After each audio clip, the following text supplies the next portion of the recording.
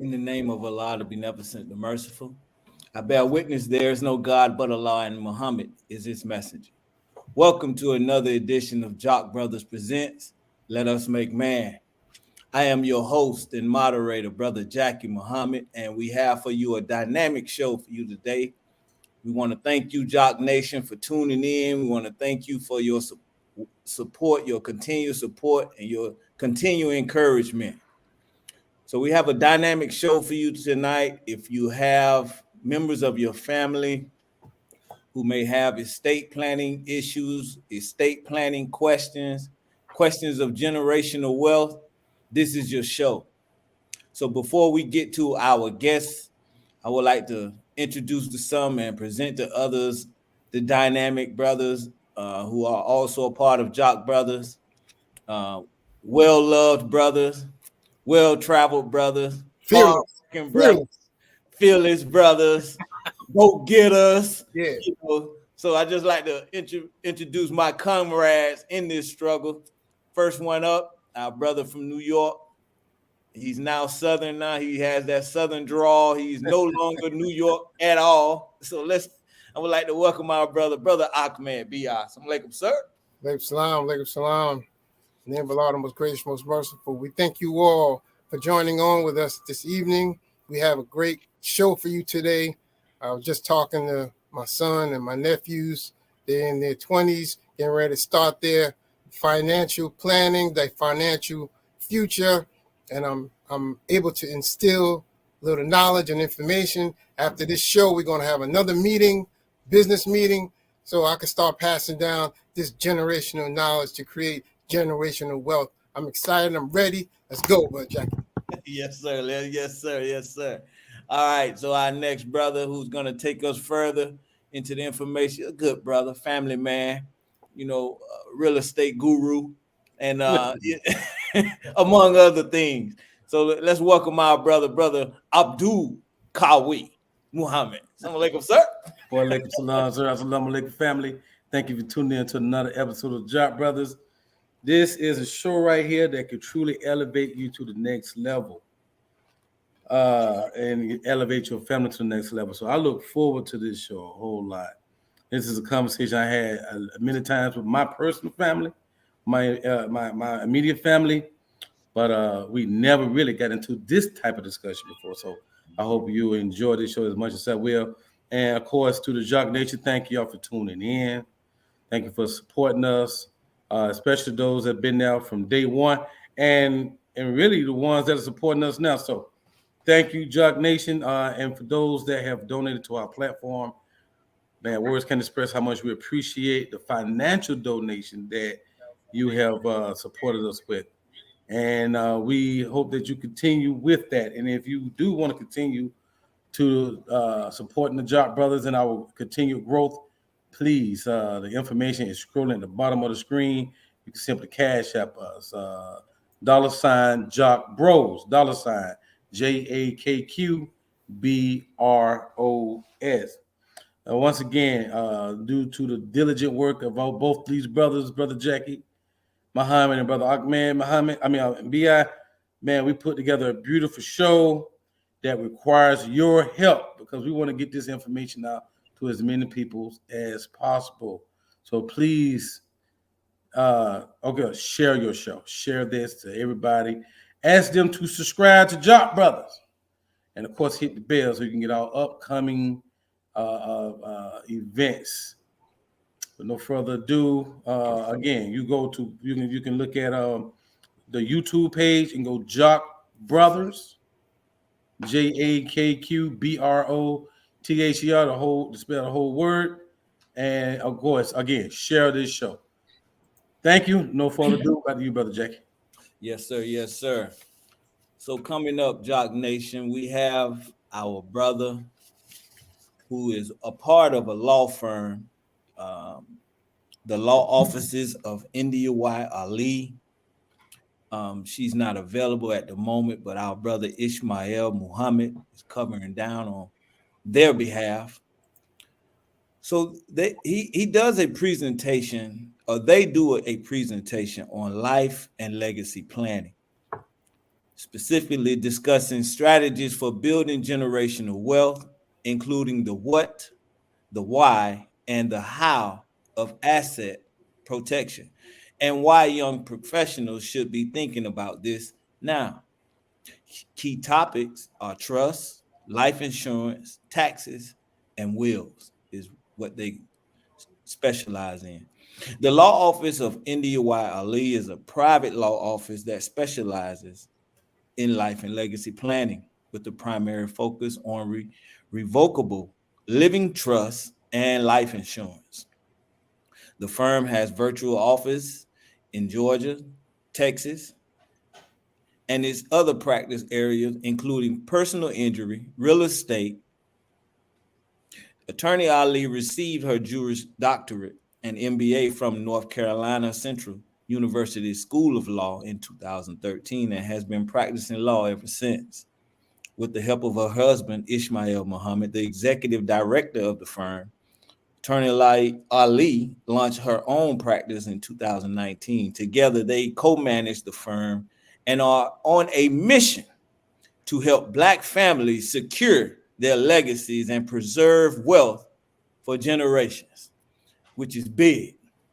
So, Jock Nation, we want to welcome our guests, and we want to present to some and introduce to others our brother, your brother, Brother Ishmael Muhammad. Assalamu alaikum, sir. Welcome to the Jock Nation. Thank you so much, man. All those introductions, man. I feel like I have to bring the energy now, man. Y'all brought the energy up, man. No, brother. This in the name of Allah, the merciful benefactor, merciful redeemer. Assalamu alaikum to everybody in Jock Nation. Thank you for having me, and thank you for the brothers that came and got me out of the conference. It's like, hey, look, we need you. when can y'all come? We need you on the show. So I appreciate y'all persistence in doing that.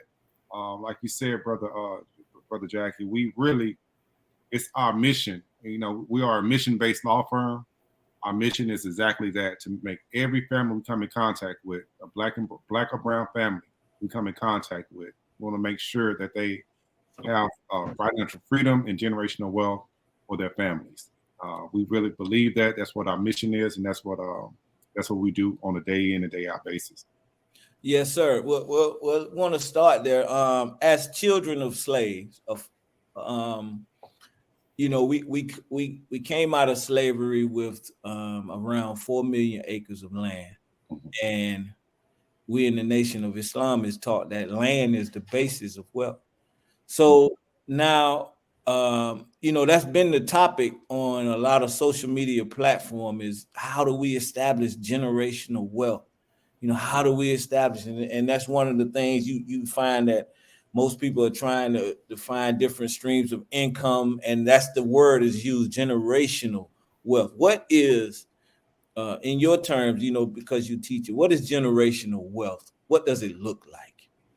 Well, generational wealth, it looks like assets that are attached to wisdom, instructions, and guidelines that cannot be interrupted. That's generational wealth. Most people think assets alone is generational wealth, but we know that wealth transfers and wealth is lost. If you look at our communities in mass, the only community that is gentrified is our community, because we fail to plan. We have the assets, but unfortunately we fail to plan for the life cycle of that asset. And after a while, the asset is then lost from our family to other people's families. So when I told you, we were talking offline, and I was telling you, most of our social ills will be remedied by just planning for our assets and passing down the best knowledge, the applicable knowledge, to our children and their grandchildren, and so on and so forth. And what a trust allows one person to do is just that. Right? It allows them to pass down their assets and their best wisdom, their best thoughts, their best blueprints down generations to come. What happens with our families a lot is that every generation is starting over. Yeah. Every generation is starting over. Every generation is figuring it out, right? There's nothing, there's no North Star, so to speak. There's no guidelines, there's no framework. There's no blueprint that Mm. is tried and true that cannot be tinkered with, right? And that's so. Back to your question, what is generational wealth? It's just that. Once one person figures it out, there's no other figuring it out when it comes to my generational wealth. Mm. And so it only takes one to be successful. And what a trust allows you to do is to codify, frame that, and then pass that system down for generations to come. So it's Okay. No, I mean, brother, because I want to make sure that our listening audience understand, because I believe, I mean, for me, it's language barriers. Mhm. Just hearing the word trust, it's new. It's within it's since COVID. All of these different things we've been learning since COVID. But I've heard of will, and that's normally because of a movie. I've never received anything by a will, so I don't know. I just want to make sure that our language is concurrent with what's going on. So, is there a difference between a will and a trust? Yeah, so there's 3 ways you can pass down your assets. There's a last will and testament. That's one. We've known that for a long time. Last will and testament. There's no will at all. How most of us pass away is no will at all. Right. Yes, sir. And so, and then there's a trust. So let me go back to the first one. A last will and testament is basically you stating your intentions or what's to happen to your assets. That's all you're doing. You're stating your intentions. You're going to get 2 witnesses and a notary. After you write it down on a sheet of paper, type it, or get something offline. You're going to state your intentions of what you want to happen after you pass away. Yes, sir. There's no enforcement with that. There's no hey, I want you to take this insurance policy, and I want you to make sure that my grandchildren have enough money for college. But that's just an intention. That's a wish. There's no enforcement behind that. So, okay. So there's no enforcement behind a will. No, it's what we call an outright distribution, right? So, if you state your intentions about what you want to happen to your stuff, you put it on a sheet of paper, you notarize it, put it in your top drawer until you pass away. Your family finds the will, and then actually that will does nothing. It's just a guideline or your intentions that you then have to take to the probate court in order for the probate court judge to sign off on it. A dead person cannot transfer a title. Therefore, the substitute for that is a judge's signature, thus probate court. Yes, sir. So if you die with everything in your name, you cannot transfer a title. That title cannot be transferred because you were the last person that owned it. And so now you have to go to probate court and get the judge's signature to transfer a title. But we all know there's an 18 to 24-month process in probate court. So now all your assets are in what we call suspended animation. Nobody really owns it. We're waiting on the probate court to play itself out. And the probate court is based on state law. So it's a court process. Anybody can come and say, well, hey, I think he owed me some money. Or if you have adversarial siblings, or they might be at loggerheads with each other. So that has to be played out in court as well. All those things have to be played out in court. All the while, no one owns your stuff. Your assets are depreciating. The taxes are going up, and expenses for court is going up. And by the end of that process, you have, on average, every family loses about 40% of their assets just going through the probate court process. When you said about having the will in your drawer, now most times when we see movies and things like that, the lawyer or the law firm calls the family, and the lawyer goes over the assets and the distribution of funds. In that case, could we assume that it was a trust involved when the lawyer is actually handling the business? No, no, that's the movies. So, yes, sir. Yes, sir. And so it's a play, right? So they saying it's a will, but in that situation, it's not. And we'll get to that point, like the processes of each, right? Okay. Yes. But for our community, I don't know if anybody did that in our community. Top kitchen drawer. Well, they're trying to find it. They still looking for it, Not only that, the one, the one who finds it is the one that actually is looked at suspiciously because they might have forged that thing. Right, Yeah, right. yeah, bro. So nobody in our community is like going to the law firm and reading a will out and all that good stuff, right? That's Yes. kind of like a past. That's something of the past. However, with that being something of the past, a will is usually going to be found.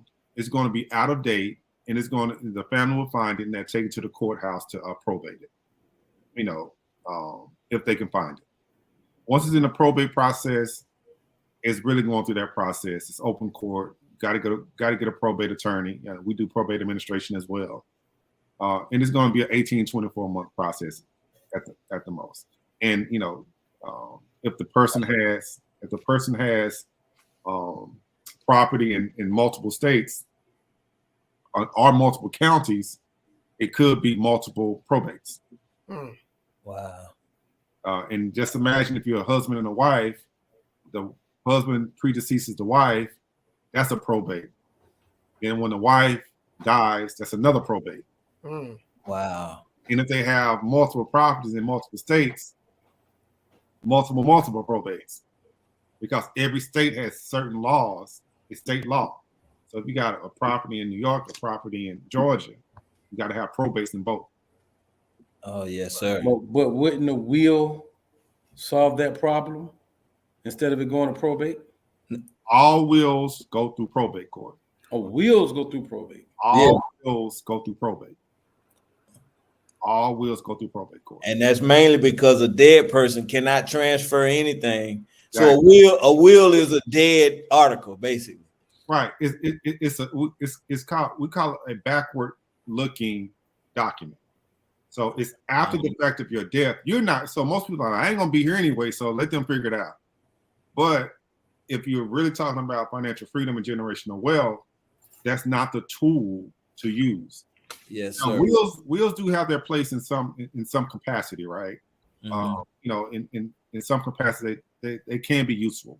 However, if your desired goal is to have financial freedom and create generational wealth, that's not the tool for it, because we've been using wills, last wills and testaments, insurance policies with wills, and we see our community is not, our families are not moving the needle at all when it comes to financial freedom. But before we got questions popping in now. But Well, hold on. Don't ask that question yet. No, I'm not going to ask that question. I got another question. Go ahead. Let me ask you this. I'm see, brother Ishmael, right? Yes, sir. Why in your opinion, do you think wills became so popular? Why wills became such the go-to document for people that was trying to, I guess, make sure their family was secure after they passed? Okay, I'm gonna give you it's a couple of answers for that. One, a will. Well, let me give the answer from our point of view. Most attorneys do not specialize in estate planning. It's just something that they do. So if you specialize in estate planning, we specialize in trust-based estate planning. That's what we do. That's what we know. And we have we have credentials from Wealth Counsel, NLBM. We are accredited personal family attorneys. So we really went above and beyond the just law degrees, and we also have sought out specialized learning when it came to estate planning.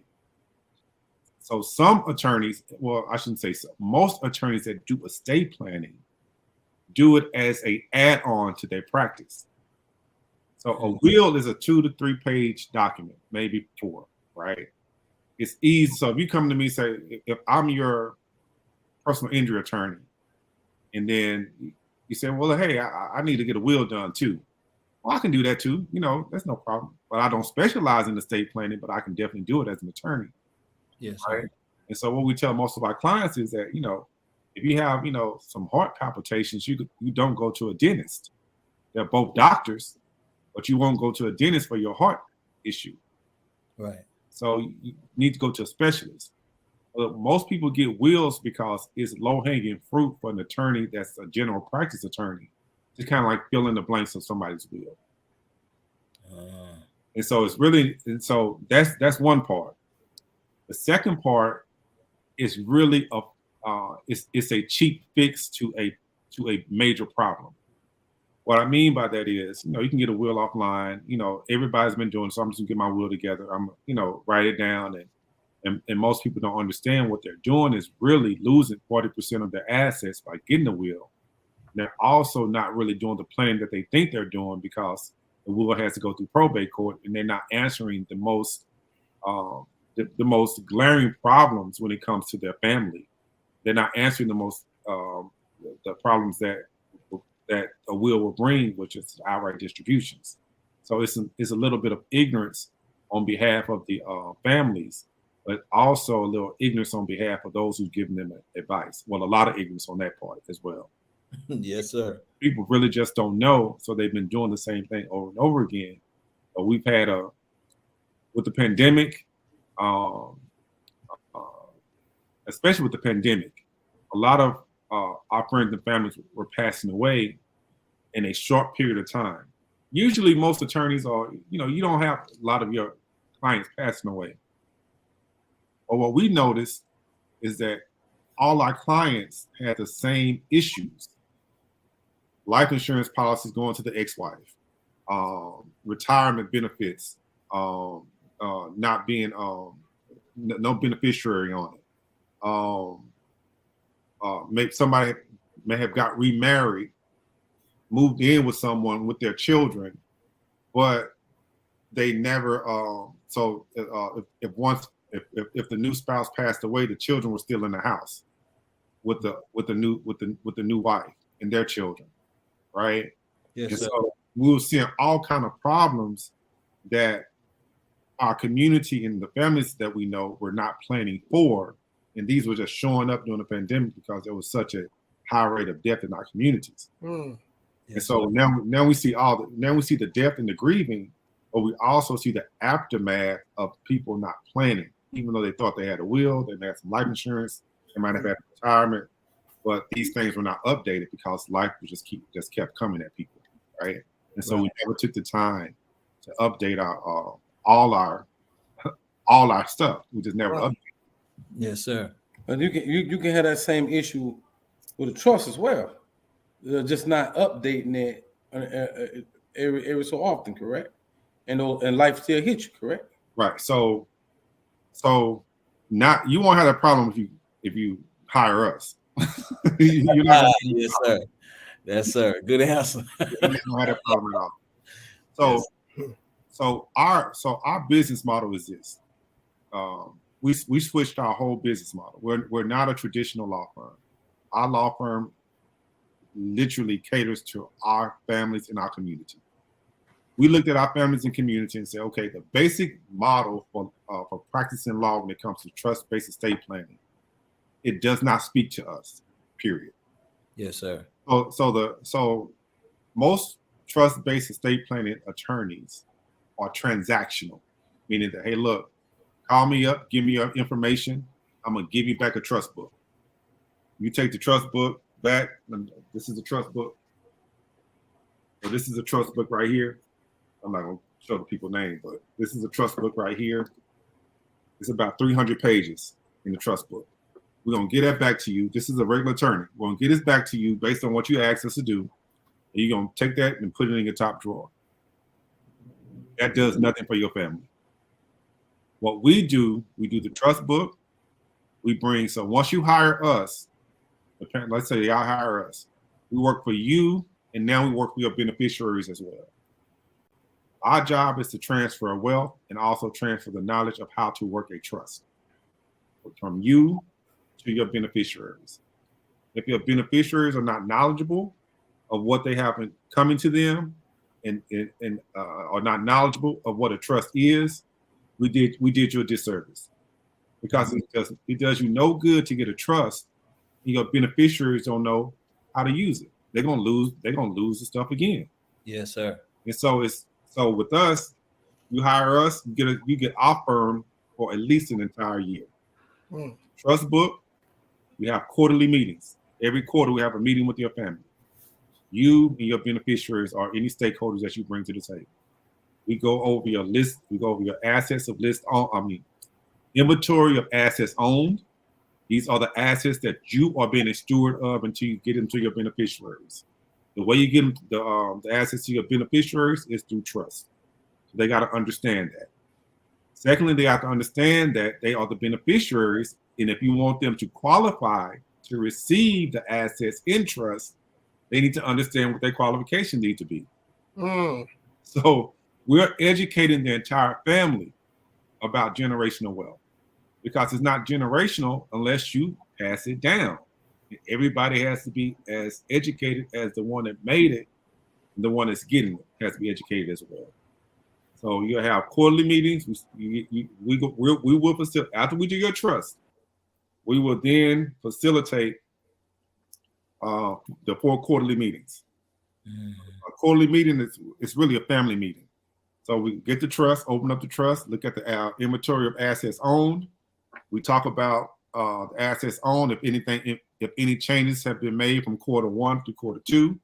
We discuss family strategy moving forward, if we're going to acquire some more properties or we're going to accumulate some more wealth. If any of your beneficiaries have been acting untoward you and you decide to write them out, you write them out. If you decide to change up the percentages, you change them up. So this is an ongoing process. We often say the way your legacy is the way your life was lived. So yes, if we are maintaining your trust, your stuff, your estate on a quarterly basis, your legacy will reflect that. Will be organized. Your children you'll be able to pass your baton to your beneficiaries. Now keep on chopping down the road. Just that simple. So yes, after I educate my family, that's all I'm threatening them. All my threats are that. I'm gonna write you out. And not only that, the quarterly meetings are for you to audition whomever you decide to be your successor trustees and your beneficiaries. You're auditioning them to see they make the meeting on time. Do they understand? Are they picking up the knowledge? Because you're going to be putting them in roles of responsibility. Hey, look, I want you to be my successor trustee, which is basically a manager of the assets in the trust. Now, if they can't make the meetings on time, we're not going to say anything, but we're going to look at you like, this is the person that's going to be managing your stuff when you're gone. Yes. So, are you sure? That's part of qualifications that you said earlier, that they meet the qualifications? Yeah, they got to meet your qualifications because it's your stuff that they're going to be managing.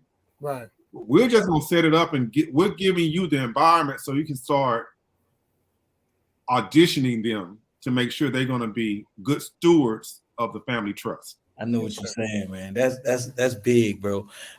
Okay, so now we meet for that first year that we hire you on, and we for that first year we meet and whatnot, but we don't pass. No one dies, right? Mm-hmm. So now after that, say 10 years later, is it during the 10 years if you accumulate more properties, more, so we should come back to the table and adjust the trust. Is that correct? How does that work? So the quarterly meetings are lasting forever. They're not going away.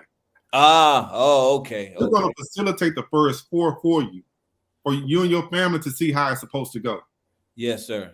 Now, if your beneficiary is not stepping up saying, okay, look, I got the next meeting. I got the next meeting. Oh, okay. That's how it goes. Everything that they're supposed to be getting. So I give you an example. I talk about my daughter all the time. My daughter's 16 years old now. She started coming to my trust meetings at 14. She is a trust specialist now.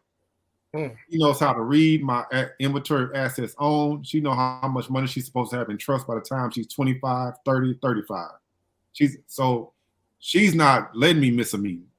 So she really can run the meetings by herself at this point in time.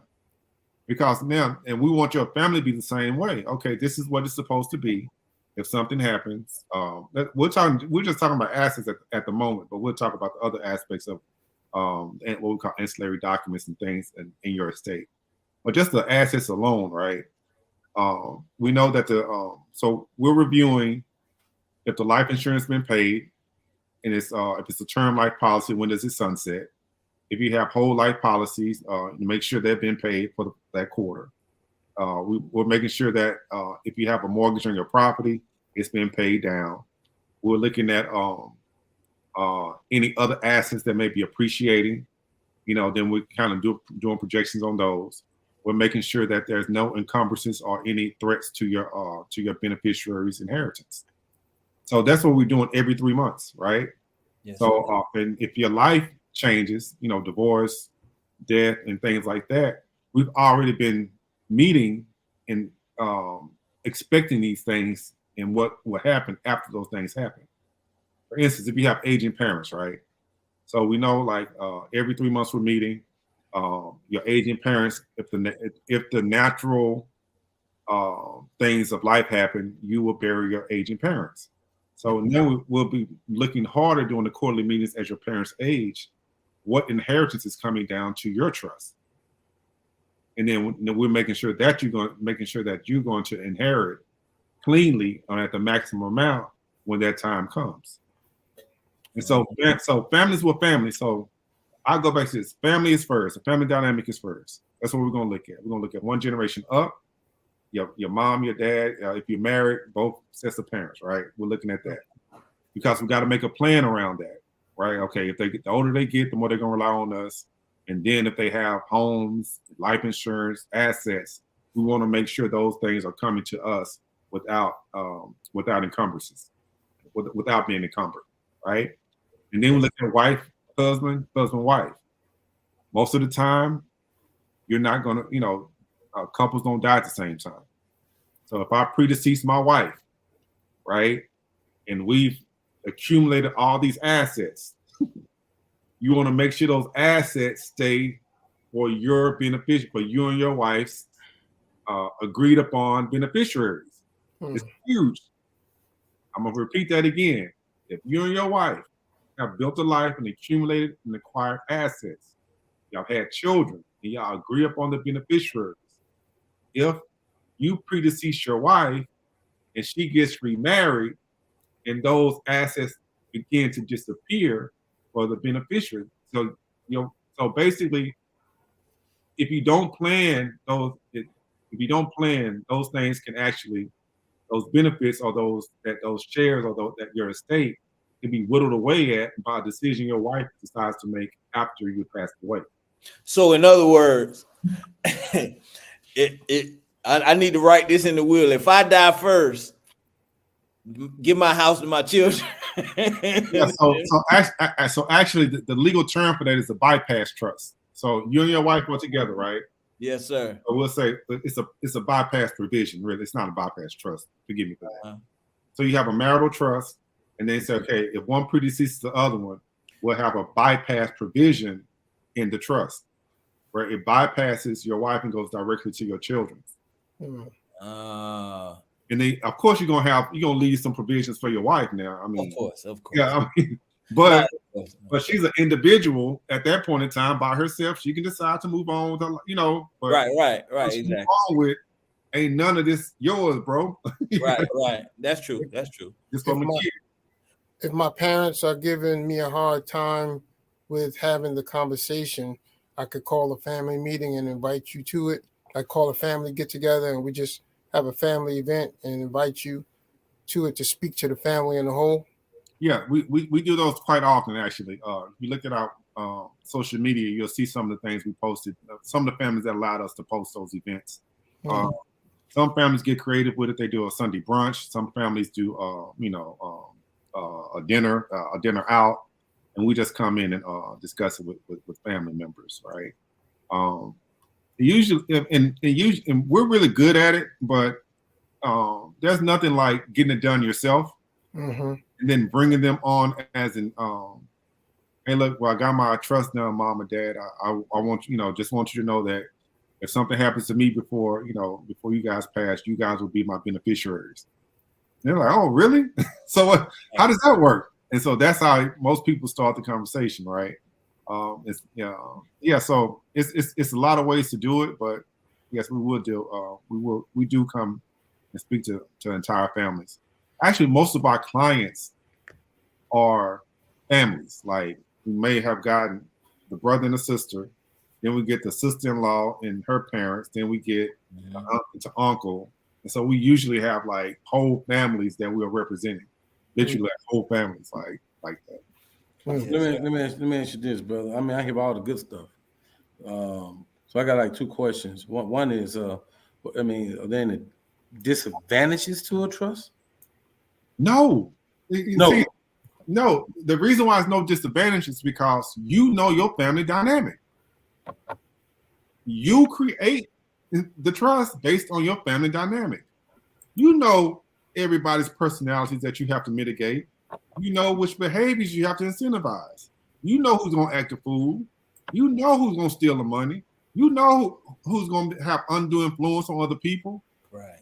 The beautiful thing about trust is it's a customized document that speaks to the problems or the personalities or the good for your family. You know, so it's not one size fits all. Your trust provisions are directly for your beneficiaries and for you. Okay, so it's just saying. I'm not trying to be a difficult. I'm just really trying to understand. It sounds like the language within the trust has to be very nearly precise, so there be no misunderstanding. That's one. Two, is there?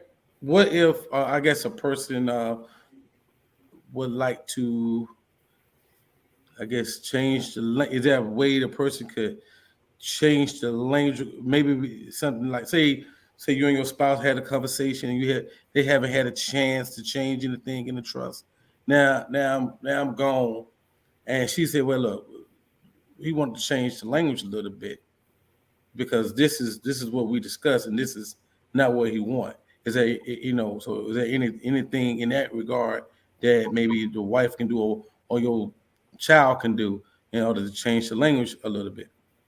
So one is how strict your language has to be. Two, can the language be changed after you pass? So the best way to answer that is the way. This is kind of part of the reason why we changed our business model to where we are meeting every 3 months in a family meeting, right?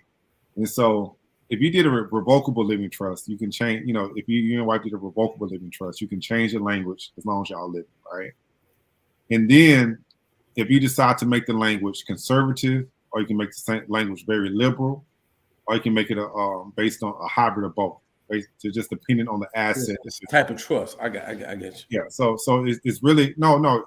So the first thing we look at, the second thing we look at is all your assets that you leave, right? There's gonna be some assets that you have to have very strict, detailed language when it comes to how the beneficiaries are to receive that asset.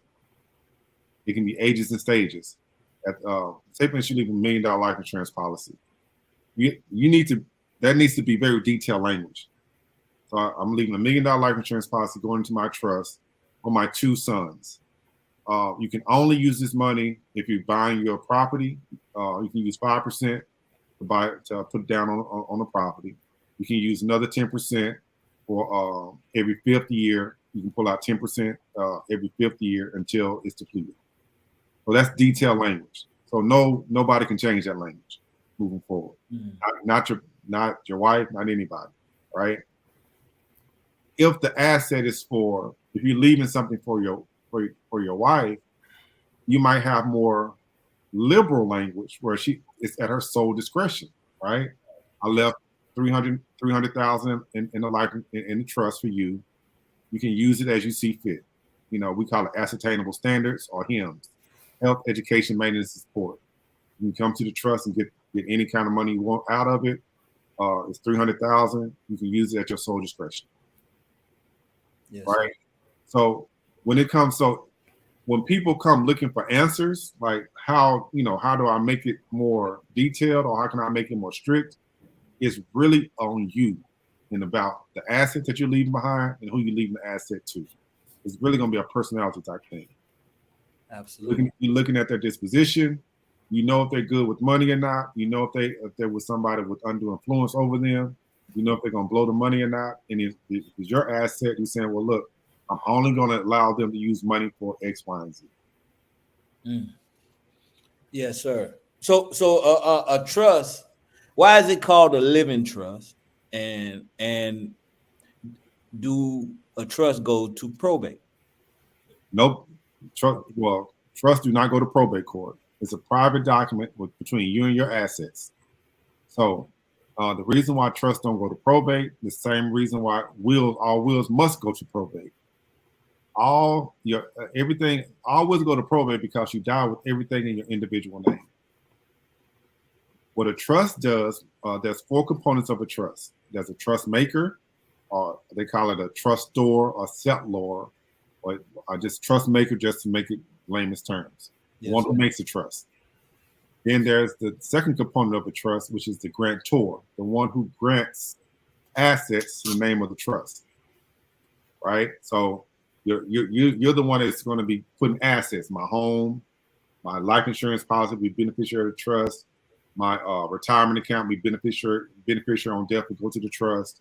My money, my business, you're just basically retitling or appointing all of your assets to the name of your trust. That's the grantor. So you make the trust, the framework, you make the box, then you start putting all your assets out of your individual name into the name of your box, right? And then you name yourself as the first manager of that box of assets. You're the trustee. You're the first trustee. So trust maker, grantor is the one who gives everything to the trust. And then you make yourself the manager of those assets while you are living. That's why it's called a living trust. Yes, so sir. Managing the assets while you're living. You're the trustee of the trust. And you also become the first beneficiary of those assets in the trust that you're managing. So basically, you got everything in your left hand as an individual. All you're doing is make a name of your trust, whatever that is, and put everything in your right hand. And now you're just managing your life as a trustee of your trust that you put your assets in that you benefit from. So nothing is in your individual name anymore. So when you die and go into the ground, you don't own anything. Right.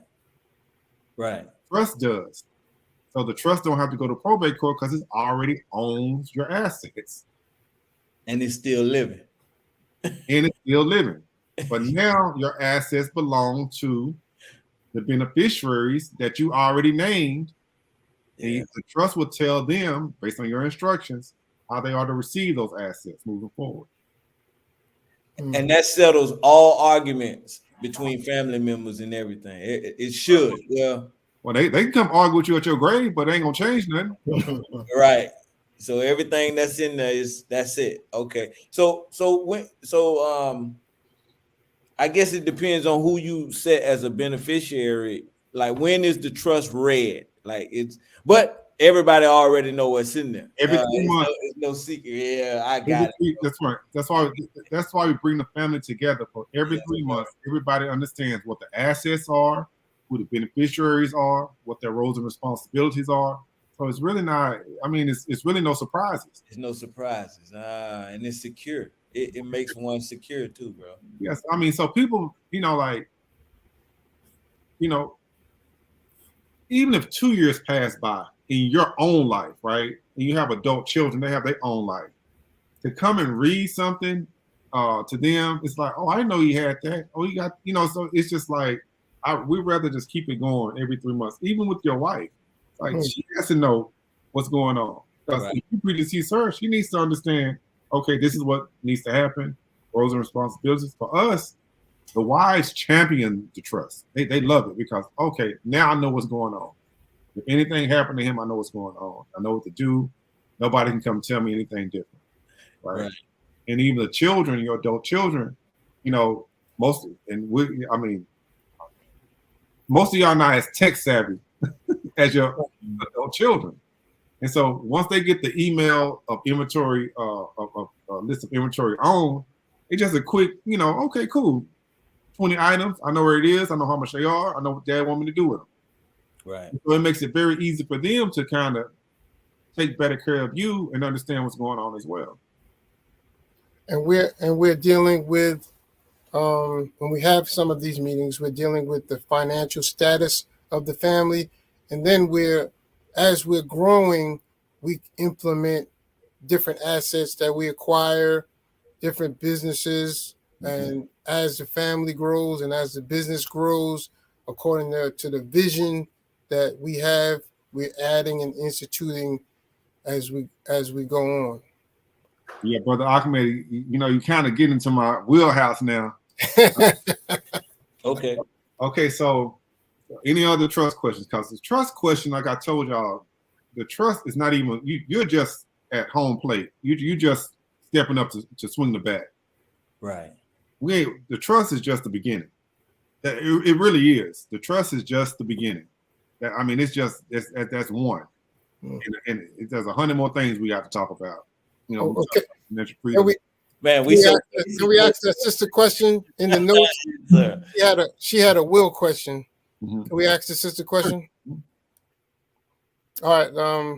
I was asking you, but Jackie, is it all right? We asked that question. Yeah, go ahead. Oh, go ahead, bro. It says, I have a question. My brother was married with minor children. He didn't have a will or family house.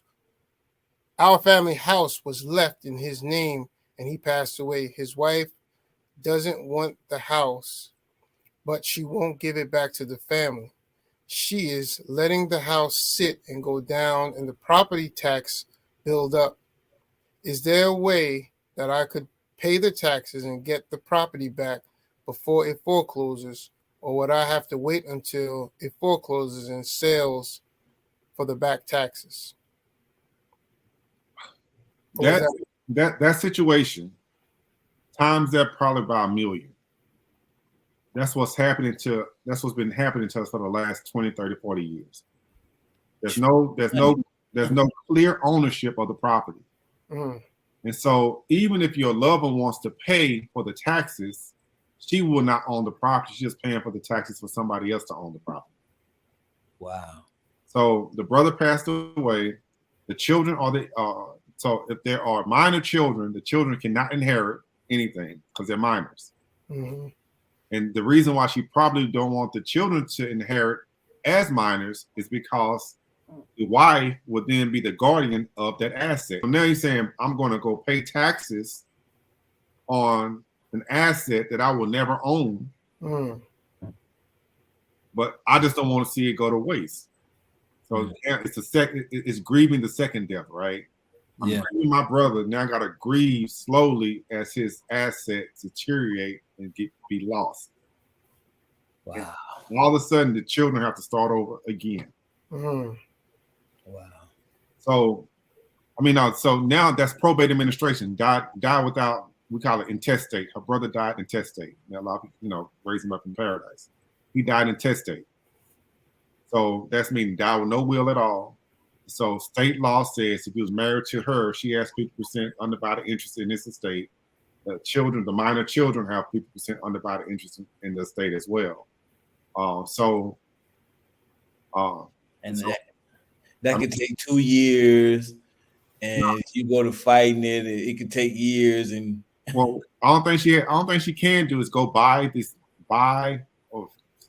But the children are minors, so yeah, So okay, so basically what happened in probate court, the judge will require the children to have an ad litem, guardian ad litem appointed. That's about $2,500. The guardian ad litem is there to protect the interests of the children, of the minor children. The ex-wife will have 50% ownership interest in the estate as well. So say for instance, she goes and say, I'm gonna give you $100,000 to buy you out. So the ex-wife will get $100,000. The guardian ad litem would then put the money aside for the minor children, either in a registry or give it to them through their guardian, which is the mother. Mm. Wow. Wow. But so that's just an example of why we need a trust. And even if you're not sick, like if you're a person you don't feel like you might not feel like you're finna pass. At what point, when should a person do a trust or a will? When should you? So what we're doing a lot of now is like it's summer, so most of our graduates, 2023 high school graduates, they are going to college, right? Yes, sir. So estate planning starts then. So when your child turns 18 and they open up their first bank account, who's the beneficiary on debt? When they go off to college and they're 18, do you have a medical power of attorney that names the parent? Because you're not the parent anymore legally.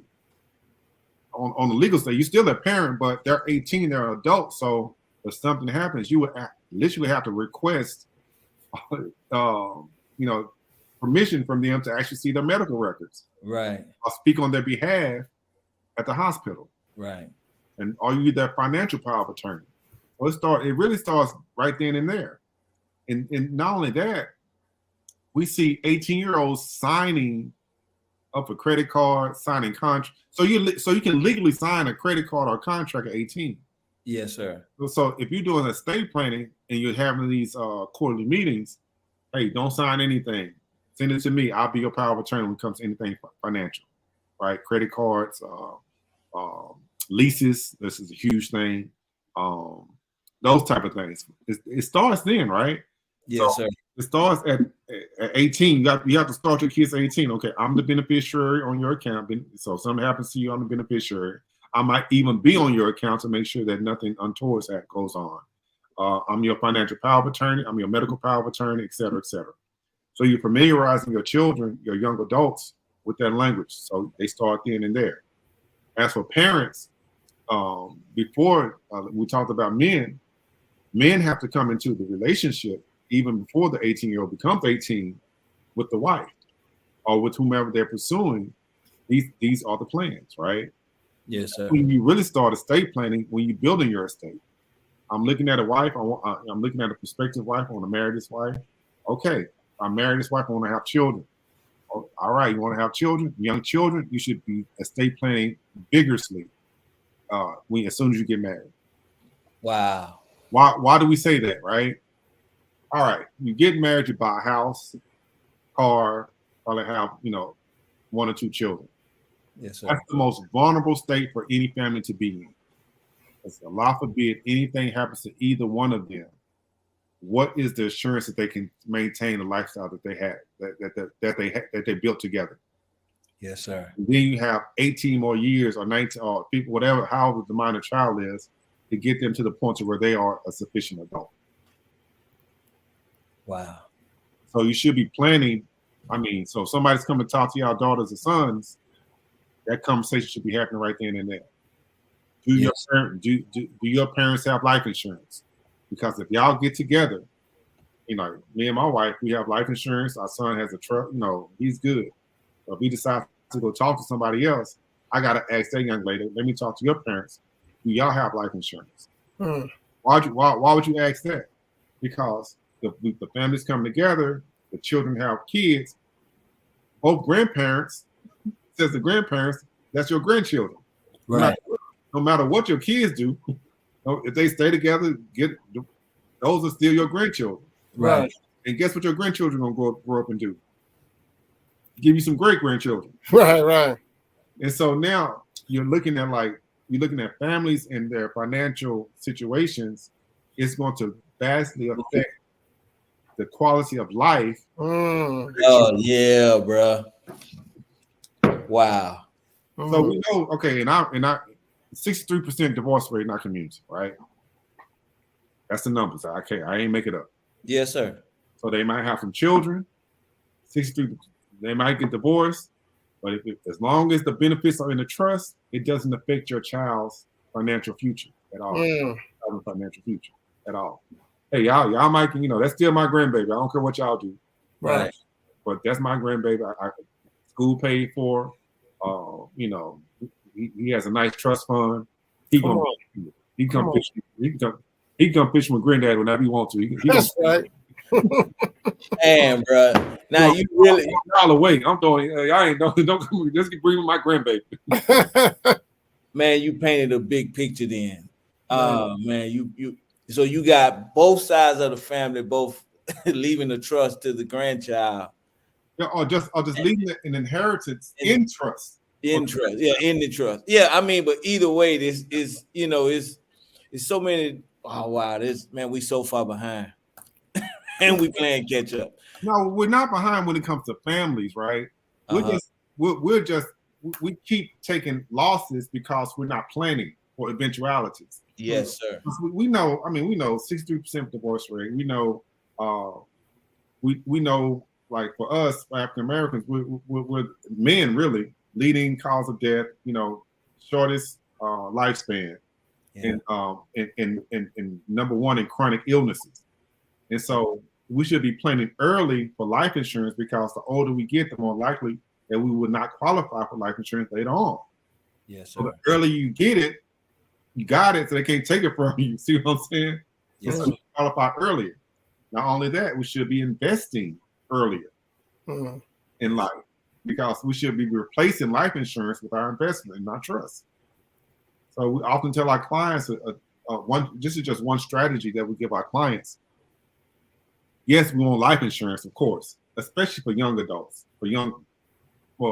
especially for younger people, because the earlier you get life insurance, the more you can get for the cheaper premium, right? Yes, sir. Then if anything happens with a chronic illness later on, you're already covered. So say for instance, you get a chronic illness later on, and you can't get life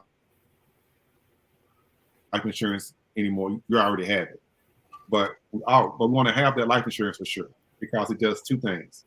It covers the family for the most precarious ages, minor children, young wife, brand new house, high mortgage, everything is kind of in debt. So you get a high face amount of your life insurance. Let's say $1 million, right? If you're a couple 21, 25. Both couples have $1 million, maybe cost them $20, $30 a month. Second thing we do, once you have a baby, you're on the clock. So now we're on the clock. In 17 years, that baby gonna have a prom, car, college. Right. So you already know that. So Right. now, so now you have to start planning for your money now to meet those problems or those bills in the future. Yes, sir. The faster you start investing, and this is assuming you have a trust, right? Because we want to have a trust because the object is we want to use life insurance as assurance, meaning that if anything happens to me between now and the time my child is 30 years old, I'm assuring that my child will be financially free by getting a huge life insurance policy, $1 million face value, right? Yes, sir. Life insurance as assurance. We also want to start investing $200, $100, whatever the family can afford a month in an investment fund under the trust so it can grow at the same rate as your child is growing. So when your child needs those big purchases, they just come to the trust 25 years later. Okay. Now that might have went over some heads. Okay. You said an investment fund in the trust. So okay, let me just put it like this. Just to get most of y'all have 401ks, 401(b)(3)s, TSPs, etc. Yes, you sir. put money in there every pay period. Yes, sir. Everybody's stuff grows, right? Yes, sir. All right. So now you just do a 30-year plan for your child. You take some money out of your check, put it in an investment account, and let it grow for 30 years. But you do that every month. Yes, sir. Every pay, or however you want to do it. So now that your fund and that fund is under, or let's just say it's a trust fund, it's under the name of the trust, and the beneficiary is your child. Yes, sir. So that money will meet your child the same way you're saving up for retirement for 30 years. Yes, sir. If you put enough money in that account for 30 years, guess what your child will be able to do in 30 years? Right. Retire right along with you. Wow. Yeah. Wow. Okay. Yeah. Okay. Man, wow. We're gonna go to commercial before you ask another question. It's 8:00, man. Jock Nation, man. This is a lot of information. This is very important information, Jock Nation. I'm telling you, go back and watch this film again. All right, brother Kawhi. Yes, sir. Yes, sir. Once again, thank you for tuning in to Jock Brothers Presents Let Us Make Man. Man, a beautiful show. I never heard nothing like this before in my life. And I'm so happy that between Brother Jack and Brother Ogman, they was able to lock down this beautiful brother here with this wonderful information. But as well, as you know, again, we the Jock Brothers. We again appreciate everyone that has donated or intend to donate to the Jock Brothers platform. As you can see, there's a cash app at the bottom of the screen. Well, we had some initiatives going on in which we was trying to help out our community in different ways, such as the prison initiative, such as investing in our youth entrepreneurship. And so we will be revisiting those initiatives real soon. So please support the Jock Brothers in those endeavors. Again, our Cash App information is scrolling at the bottom of the screen, $ JAKQBROS. As you know, the Jock Brothers, we're all business owners. And we ask that we got to support each other. And we have businesses I think you can most definitely benefit in. Myself in particular, well, let's go. I am a realtor. I just did my first closing with my first Muslim couple yesterday. Alhamdulillah. First closing, praise be to Allah, and so that made 7 in all since I have been in this industry. So please continue to support me and my endeavors as I intend to grow in the real estate market. But you can reach me 404-671-5681. I really and truly try to make your experience very comfortable, very fun. Next brother that has a business, my brother, brother Ahmed. Brother is an author. I aspire to be an author just like him one day. His brother's writing children books that identify with our community. This book right here is Bilal and the Bullies. You can get this book, as you can see, the way you can get this book is www.bipublishing.com, or you can simply go to Amazon. Anything you want to add to that, Brother Ahmed? When you go to the website, it directs you to Amazon. And there's also a coloring book as well. Yes, and when you have your next book coming out, Brother Ahmed?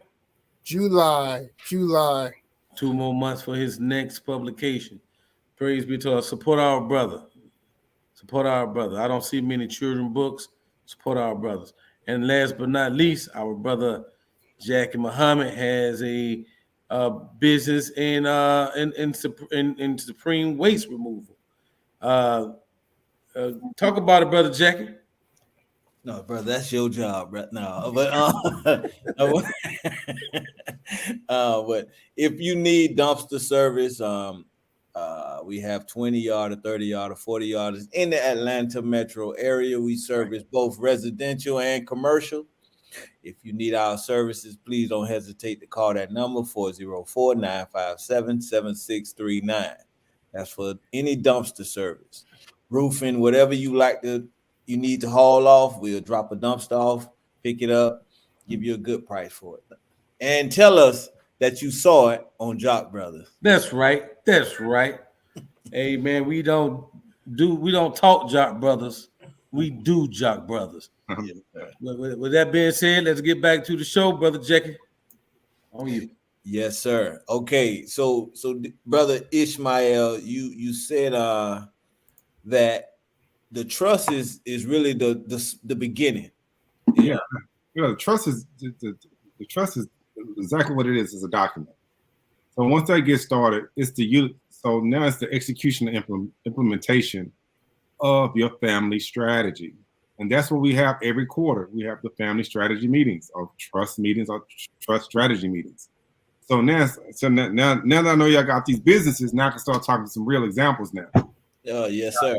We got IP with the publishing, that's intellectual property. We have Kawhi, it's in the service side. Will you be doing Brother Kawhi, will you be doing some investing as well? You plan on getting into real estate investing in the near future? Oh, yes, sir.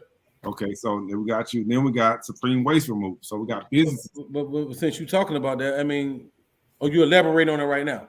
Yeah, go ahead. What was the question? Well, we I mean, I got some stuff going on now, but were you addressing that right now in terms of how trust can help it? Right. So Okay. So all those are individually, you have individual ownership interest in your business, right? And we always start with the family dynamic because that's going to tell me who you're trying to take care of, who you're trying to provide for, right? Yes, sir. So that's the family dynamic. The assets are the how you want to take care of them.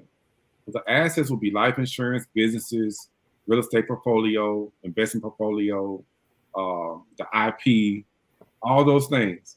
So we're going to look at every asset that you own and put a strategy or instructions attached to the asset, instructions attached to those assets, every last one of them.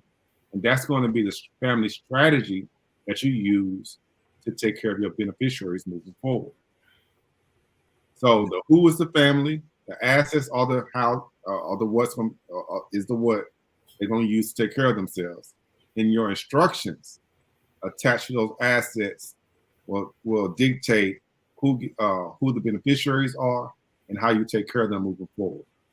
So now we go like one asset is like IP, right? We got a Bayot Publishing, so he has books. That's IP, and so now it's like who owns that IP moving forward after him? Right. And what's the split if there's multiple beneficiaries? Right. Who runs the company after him? Right. But he owns 100. I would assume it's an LLC, and he owns 100% ownership interest in it. I mean, he owns 100%. Is it a single member LLC? Yes, sir. Yes, sir. Tom Hagen. Go ahead. El Capo. El Capo, brother. It's a single member LLC, meaning that he has 100% ownership interest in the LLC. Right. So once he get his trust, he will simply do an assignment of interest to the name of his trust. Come on, man. Once he does the assignment of interest to the name of the trust, remember every asset that goes into the trust must be attached by instructions that he writes. Right. The instructions say how this asset is to be used, distributed, managed, and maintained moving forward, and who the beneficiaries are. Right. So now you can split up. Now all the proceeds from the LLC going into the trust, but the trust already got how it is to be split up to the beneficiaries. So no guessing. Right. Yeah. Right. Go ahead, brother. Okay, so I'm trying to understand you right. Listen, we're taking Ahmed as an example. He put his publishing in a trust. No. He has an LLC already. LLC. And that owns the intellectual property, which are the books. Right. So it's LLC. He has an operating LLC already, and he's doing business as his LLC, which owns his intellectual property. Right. So the LLC owns his LLC owns it. Yeah. So he put the LLC in the trust. He puts his ownership interest of the LLC into the trust. He puts the Say ownership. that again, bro. Say that again. So the LLC, everybody, you got an LLC is a single member. Right. So his operating agreement in his LLC says he's 100% owner of this LLC, him individually. Right. He individually owns the LLC, 100%. Yeah. The LLC owns his IP. Right. So the LLC owns the IP. He owns the LLC. Right. Individually, 100%. Right. He just then takes we'll call it an assignment of interest form and signs over his individual ownership of the of his LLC, the name of his trust. That's Jackie Muhammad. cool because we're going to break down the supreme waste right now. I'm waiting on that. So the LLC will continue to operate. As long as it continue to operate.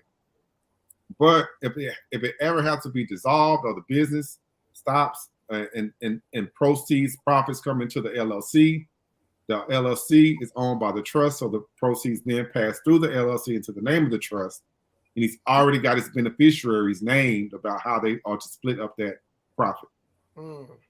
Perfect. So, That's perfect.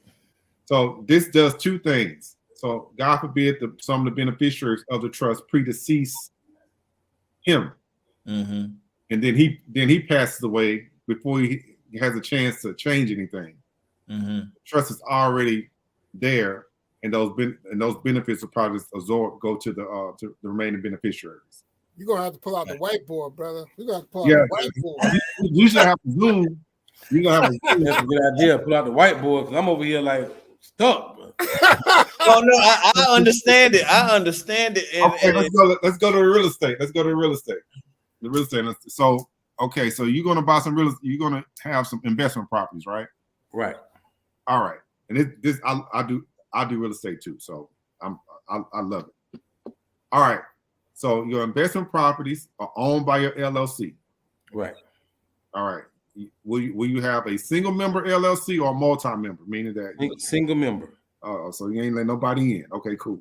So, single member LLC owns the real estate. his wife ain't getting nothing. Exactly. Well, it's nobody in that room right now. Any sisters watching this? No, man. You ain't getting nothing.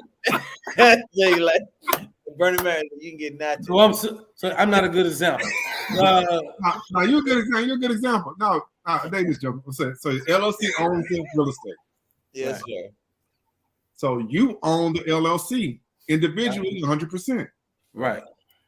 So when you do your estate plan or your trust, you would just assign your 100% ownership of the LLC to the name of your trust. Beneficiary. No, the trust has a name. Okay. Yeah, I don't think we went into that. Like, yeah. So it'll be the brother Kawhi and wife trust. Okay, right. Kawhi and wife trust. Okay. We're gonna give you a wife. Yeah. Come on, Tom. Go ahead. hey, pretty soon you're gonna be saying, brother, I got one client. Job brothers. I just got the job brother. Well, we need to keep you, bro, because man, I'm telling you got some information. Yes. So you're gonna name your trust, but then that's where your estate will settle. It's kind of term we use. Your estate will settle in your trust. Mm. And remember, in your trust, you're the trustee and the first beneficiary, but you have to name a successive trustee, a successive manager that you hand the baton to when you pass away. I got you. Okay. And also, you have to name successive beneficiaries. So your 100% ownership of the LLC goes into the trust. You will dictate how that asset is to be used, distributed, managed, maintained, and who the beneficiaries will be, and what the share will be as well. So your beneficiaries don't have to figure it out. They're just like, what did he leave me? It's like, right. Oh, he left me, 50% of the LLC. He left you 50% of the LLC's profits. So the number one benefit of the trust is no court involved. It's simply just execute upon your termination, right? Right. All right. That's the number one benefit.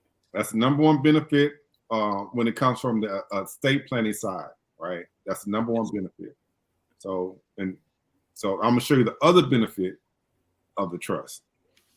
So now that you understand, so you got rental property, you got money coming into the LLC every month, right? Right. All right. So you say, well, now we're gonna get into some instructions. Well, look, I got 5 properties. I'm cash flowing $200 per property, right? And it's going into my LLC. After I pass away, I want my trust will already own the LLC, and I want it to continue to I want to continue to collect the rents, but the rents now come to my LLC. I'm sorry, the rents now come to the name of my trust, and my trust is collecting those rents. Yeah. Your beneficiaries, now we're going to do a 20-year lockup on your estate when it comes to the LLC and those properties. So that money is to be invested, all $1,000 a month to be invested for the next 20 years. and then after the 20-year lockup, you then disperse money to your grandchildren or great grandchildren. Now that's generational wealth. Wow. That's generational wealth, bro. Wow. And just think though, if two families, have the same grandchild, and two families decide to leave something to the same grandchild, and I mean, you talking about wealth, man. That's beautiful. So when he was saying that's the most important piece is the bar probate, but the second, if not the most important piece of the trust, people die, assets don't. No, assets don't. So People die. you're going to pass away, but your children and your children's children will still be here, and that asset will still be here. Right. Wow. If you plan for the life cycle of the asset, it will far outseed the needs of your family in the future. Right. This is sir. This is, man. One thing you mentioned before, if say you have a house that you're still paying for, but you want to leave it to your family paid for, and you gave us a strategy on how to do that. Right. Would you like to talk about that? Yeah. So that's a great asset. And when I say the trust is just the first thing, now we're talking about trust strategy and family strategy, because now you say, okay, well, how can I leave these assets to my family free and clear? Right. Yes, so sir. Now we get into trust strategy, which is what we really need to be talking about. Okay. So, yes. Let's stay with the brother. He got 5 properties. They all have mortgages on them, but he's still cash flowing $200 after he pays the mortgages, right? Yes, sir. Well, look, these properties are probably worth $750,000 total on the mortgages. So now when I get the properties, I know I want to pay these mortgages off. So I have to get the commensurate amount of life insurance of the mortgages. Yeah. So if I go out, the house is paid off.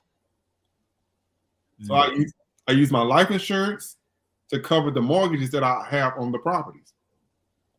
So when I pass away, I tell my trust, this life insurance policy going to my trust. My trust is directed to pay off these mortgages, and the houses are free and clear. Yes, sir. Still do a 20-year lockup. That's a strategy you can do. Yes, sir. Or you can liquidate all the properties, so you get $1 million out of it. This is the beautiful part. Really and truly, if we try to get all our clients to $1 million in trust. Right. Because that's really generational wealth. You get $1 million in trust through life insurance, real estate, whatever the case, retirement, whatever the case may be. You get $1 million in trust. We invest that money into like BOO or a secured investment or annuity, or whatever the case may be. And you live off the interest. If it's 6%, that's $60,000 a year. If it's 10%, that's $100,000 a year. Investing $1 million. Investing $1 million. Never touch your principal, only live off the interest. And then if you have a wife, y'all living off the 10% interest of $1 million, that's $100,000 a year. If you predecease her, she has $100,000 a year until she passes away. Then after she passes away, the money's just going to whoever's next in line. Yes, sir. Whoever your beneficiaries are. They get $1 million a year just for waking up with your last name. I mean, $100,000 a year for waking up with your last name. That strategy there, man, that is awesome right there, bro. Right. I mean, but he have so many more. So we need to put your information out here, dear brother. Want to make sure that for those. So do you service outside of Georgia? What do you service? We do trust in all 50 states. Trust in all 50 states. So we're partial to California, Hawaii, and California. All right. So we're partial. We'll travel to those for our clients. We'll travel to those areas. Yes, sir. Particularly Miami or LA and Hawaii. We'll travel to those. Yeah, we love our clients. Yes, sir. I'm from Florida.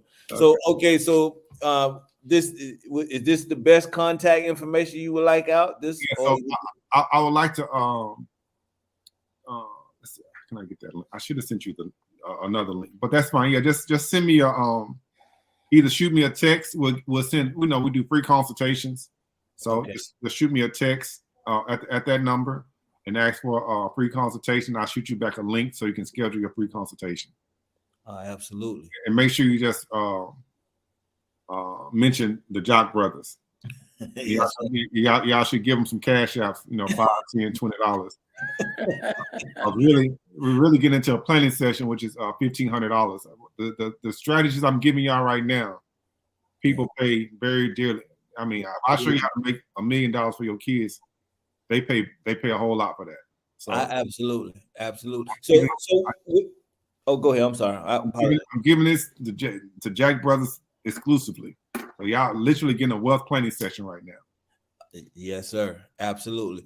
So is there anything that we need to bring to a consultation? Should we have anything in place before a consultation or during the consultation? You'll let us know. So that we have a 4-step process. And I told you earlier, we changed up the way we did business with our community. Mm-hmm. Free education call. That's first and foremost. You're going to get a free consultation call. We call it an education call. We just want to hear where you are. Like, what do you need? What do you need questions about? If you have any questions about anything, any clarity that you need, that's a 30-minute consultation. Yes, sir. And if we can help, if you're going to move forward with us, the second step is what we call a wealth planning session. The wealth planning session is going to last about 1.5 hours to 2 hours long. We get down to the granular detail of the entire life cycle. We talk about the family 360, your parents, husband, wife, husband, children, grandchildren. We literally talk about all 4 generations, about where you are with it, what you're doing, what you're trying to do, how you're going to implement it. We're going to give you trust design during that meeting. Basically, at the end of that meeting, your trust will be designed. We go from burial all the way back to where we are today, right? Mm-hmm. Every detail will be discussed. Trust strategy will be discussed. At the end of that meeting, you'll have a trust design. Then and only then do you decide if you're going to hire us or not. Wow. At the end of that meeting. The reason why we do that is because why hire us if you don't know what you're going to get? Again, our whole goal is to educate and empower. So if we educate you through that trust design, meaning that wealth planning session, you then know, okay, this is what I need. This is where I'm lacking. This is what I need to do, et cetera, et cetera. So if you walk away and say, well, I'm not going to hire y'all, but I will implement insurance. I will implement some investments. That helps one other Black family for us, right? If you do decide to hire us, we'll be happy to do, design the trust. And then after we design the trust and draft the trust, 3 months after that, we have our first family or trust meeting, right? And so we start implementing all the strategies that we said we're going to implement. So yes. Q1, Q2, Q3, Q4, your family should be, by the third meeting, most families are like off and running. Right. They put their money into the fund. Everybody got life insurance. Everybody understands the roles and responsibilities when it comes to the trust. Families will start to accumulate more assets based on the strategies that they decide to move forward with. So it's really by that third quarterly meeting, the families are really like, locked in, right? They're locked in. Especially, I'm telling you, if I got teenage children, if they come to it, they're gonna bring y'all record with that. Okay, because they can read them numbers every quarter. Hey, look, you said you're gonna get some more insurance. Why didn't you get more? $250 back every month. You ain't doing it. And that's why we love young couples, because they have more runway. And then we can actually guarantee them mathematically that their children will be financially free at a certain age if they continue to do what they're supposed to do. All right. Wow. This went quick for me. I really enjoyed this meeting, bro. I'm telling you, man. You really, when me and Brother Warren, we went to the event and listened to you and your wife explain, what you do and what we can do, man. Our minds was blown. Yeah. It's really simple. I mean, it's I know it's new, but It's really simple. It's really simple. Because you think about it, if you pass away and your trust lives on, but the habits that you have, that you instilled in your family, they continue to do them, your family will be financially free one day. And I can say that's going to be based on how much you invest in every month. So it's just math. It becomes math. That's what I'm saying. It really is very simple. Once we get the trust and we do the math and you do what you're supposed to do every month, because I see everybody license on. If we on the phone, so y'all paying bills, right? Pay your family first, right? Pay for your children's financial freedom first every month. All right, Jock Nation, you heard that. So we at the end of the meeting, brother. Would you like to give us some last words? You like to give the guests any last words, but give us some closing words, there, brother. What we tell all our clients is, man, and we get this reaction all the time, right? Or we tell people, hey, don't have cerebral orgasms. Execute. Call us. We're here. We're here. If you're hearing my voice, I promise you're not going to hear this anywhere else. And if you hear it anywhere else, you're going to pay thousands of dollars for it. Yes, we're giving it to you for free. You don't even have to hire us. You know what I'm saying? We ain't into that. We do very well. Yes, we are mission-based and for our community and our community only. So if you want to call us, get the free consultation, call us, but execute on it. Don't wait another day, because we don't want families losing generational wealth because we give you the generational knowledge. You just have to execute with your family. That's all you have to do. Preach, bro. Preach, bro. Absolutely. Thank you, brother Ishmael. Thank you, brother Kawi. Any final words? Oh, yes, sir. Yes, sir. First of all, thank you, brother Ishmael, for coming on. I mean, the information that you gave us. I mean, brother Jackie was excited about it Saturday when I heard from him. And also brother Ogman, they were super excited about it, and we didn't want to waste any time trying to wait till you was available to come to our show. So if we seemed a little pushy to you, so what? It was worth it. Some consultation calls happening and some trust happening. So I know that's right. I'm gonna push y'all towards that too. Praise be to Allah. I mean, and this generation of talk, then this is what I was looking at Coming to America Part 2, and I guess in that movie, like Eddie Murphy got his son, and they was trying to educate him on family history, and he was like, "This is Jaffer, and this is Jaffer," and they went down like 5 generations to him, right? This is how we can be that first Jaffer, that we can set ourselves up that our great grandchildren, their grandchildren say, man, how do we get this? How we living like this? Well, they can say, oh, brother Kawi, he's the one that got to start, and then his son kept it going, and then this is what I heard, and I like I haven't heard it like this before. I heard wills, I heard life insurance policies, like we in the first generation of actually doing that. Now you're taking it to a whole nother level to trust, and so I really like it. I don't know much about it except for what you told me today, but it's definitely something I know that I need to get into a little deeper. So thank you for coming to the show and cracking Adams and enlightening us to what you've been doing. Assalamu alaikum. I'll pray to the Lord. Next line. All right, brother Ahmed, you're muted, sir. Well, let me start by saying I like to thank Allah for putting you both in positions to be free financially to help the community. That's huge.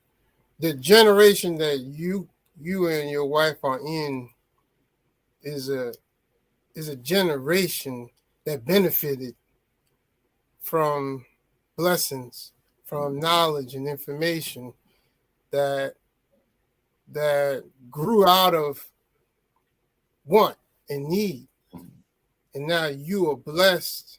And the fact that you're giving back is not a lot of brothers and sisters in your generation that say, hey, I could be working for a Fortune 500 company. We could be living in Buckhead and just dealing with companies in that area. No, we've been blessed. We're going back to our community to help preserve a culture and invest back into our people. You are applauded, brother, by me. Just hearing your story. And we didn't even really get into who you are, how old you are, how long you've been in the business. Usually, Brother Jackie would dive all into that. Yeah. So we could really know you and what you went through and why you're doing this. What's your passion? And we really like to get into that, but there was so much information that we really just had to get into. So believe you me, we definitely going to be calling on you again if you would give us that platform to come back so our audience, us, and we all can really embrace you. And we want to get you all the business that we can get to you. We want to empower our people with this knowledge and this information. We are all youth mentors, all of us you see on the screen. So we deal with young Black men from 5 years old to 16 years old. And then after they come to us for information, we have to be able to give it to them. Or if we can't give it to them, direct them. So we're looking at 5-year-olds in 10 years, they're 15. In 10 years, they're 20. And they're looking at us and they're a product of what we are giving them. So when we invite brothers like yourself and your wife on the show, this is something that's in our hearts because we are community-based, community mission like yourself. So, I mean, there's so much more I want to say, brother, and I just applaud you for the work that you're doing, and may Allah continue to bless you. I mean, thank you, brother. Yes, sir. Likewise, dear brother, you and your wife, thank you for being examples of those who go out and get knowledge and come back and share it with the community, useful knowledge that, man, if you heard that, Jock, if you heard him right, Jock Nation, he says they strive to build every living trust up to 1 million. I'm going to say it again. He said that their strategy is to build the living trust up to 1 million. So definitely we want to be a part of that. We want to make sure our children and our grandchildren, the generation coming behind us is well taken care of as best we can. And that way, one brother told me, he said, Brother Jackie, you know why you don't really know your grandfathers? I said, why? He said, because they didn't leave you nothing. That's exactly what he told me. He said that you don't really know your grandparents because they didn't leave you nothing. So if you want to be remembered, if you want to have a legacy, this is one way that you can do it. This is an organized way. I remember me and Brother Ahmed having this conversation. I think when I started my business, he was like, yeah, man, but if something happened to you now, your wife going to be looking around like what to do and this and that. And it was just had my wheels turning since that conversation. So then hearing you answer the prayer. So it was like, okay, now we can organize it. Everybody can look at it. My children can look at it. And we can see exactly what's going on. So definitely we working on putting that together, Brother Ishmael. Did you have something you wanted to say, sir? Yeah, so two things. Life insurance. All y'all got businesses. Your business can pay for your life insurance or key man insurance. So y'all should have life insurance for sure. Yes, sir. That's the first thing. Because it dawned on me, okay, like what can I do? I can get some life insurance, right? Yes, sir. And the second thing, let's get the trust started for your family. Let's not delay. And if you need life insurance, we're licensed insurance agents as well. So we can give you a quote so you know what you'll be paying, or you can go somewhere else and get it. It doesn't matter, but we want you to get it, especially as the business owners. That should be a business expense for your business. Absolutely. Because some people I can't get it because it's costing. Well, that's just a business expense, having life insurance. If you don't have it, get it. So that's the next step. Consultations. I'll just sign up for a consultation. And then we'll go from there. We're not coming back unless y'all got to trust. That's how you do it. That's how you do it. No, the reason being is because once you get it into it, you be like, okay, you'll be able to explain better than me why it's important for you. Right. Yes, sir. Because once y'all have the trust, okay, I got my trust. I'm saving up, I got my fund going where I'm saving money. Me and my wife are saving money in this fund. We have life insurance that goes into the trust just in case I don't make it in 30 years. $1 million going into the trust fund. That $1 million won't be touched. If they're invested when I'm gone, they'll live off the 10% moving forward. 10, 60, whatever the percentage is, right? So we're not just saying, we're not just saying this. We want people getting trust. And once you get a trust, I know your children will be taken care of. And that's more blessings for us. We chasing blessings. We ain't chasing money. We chasing them blessings. So we need y'all to bless us by getting these trusts done and by blessing your family. We'll be blessed for that. Absolutely. Well, you heard that, Jock Nation. You heard it first here on Jock Brothers. Want to thank you once again for tuning in every week. 7 o'clock, Tuesday at 7. Jock Brothers. All right, we're going to keep it Messiah. Let's go, engineer. Where we going? Oh, man. Where we going?